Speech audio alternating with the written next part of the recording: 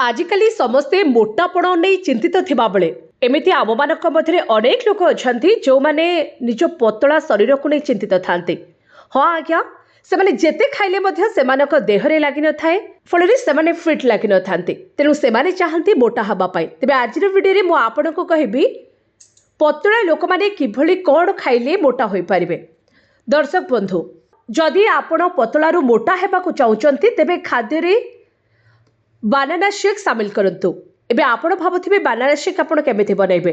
प्रथमतः गोटे ग्लास क्षीर नियंतु सेथिरे गोटे दुईटी कदली एवं किछि ड्राई फ्रूट्स मिसांतु एवं कला बुटर पाउडर मिसांतु एवं केबे मध्य चीनी व्यवहार करंतु नाही। चीनी जगह हनी बा महू व्यवहार करि परिबे। एहाको ग्राइंडिंग करके प्रतिदिन आपण सधरे किंबा सकाळे खाई परिबे जहा द्वारा बहुत कम दिन मध्यरे आपण मोटा ही परिबे।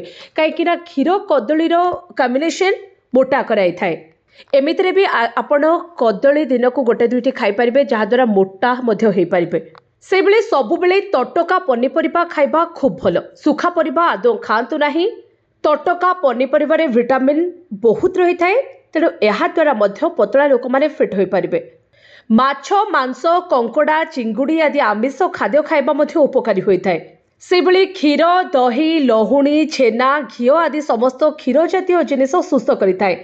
एसबु खाइबा द्वारा पतला लोकंक शरीर रे परिवर्तन आसे से माने अपेक्षाकृत फिट होई थांते।